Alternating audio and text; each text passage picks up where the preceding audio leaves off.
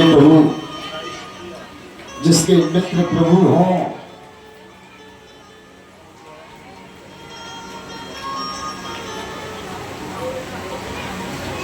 लेकिन सुदामा जी का बड़ा ब्रह्म विचार है।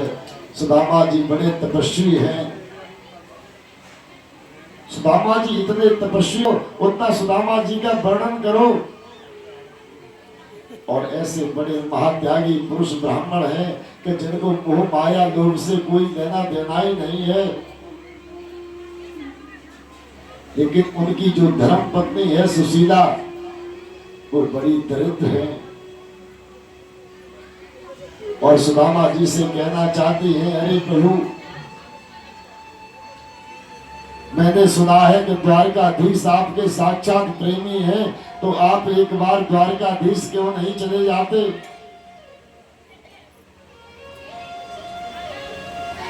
सुदामा जी कहते हैं, अरे सुशीला, कभी मेरी मित्रता तो थी, लेकिन हम दोनों एक ही विद्यालय में पढ़ने के लिए जाते थे। उस समय मेरी मित्रता थी। सुदामा जी इतने बड़े त्यागी भी हैं कि उन्होंने आज तक सुशीला को बताया ही नहीं कि कृष्ण मेरे बड़े प्रिय हैं। अगर आजकल कोई व्यक्ति एक एमएलए के साथ में अपने फोटो खिंचा लेगा, कितनी जगह जाकर के सेंड करता फिरेगा। मेरी एमएलए से बड़ी बड़ी दोस्ती है, लेकिन सुदामा तो ऐसे ब्राह्मण है कि किसी तरह से वो बताते भी नहीं। आज तक उन्होंने सुशीला को बताया ही नहीं।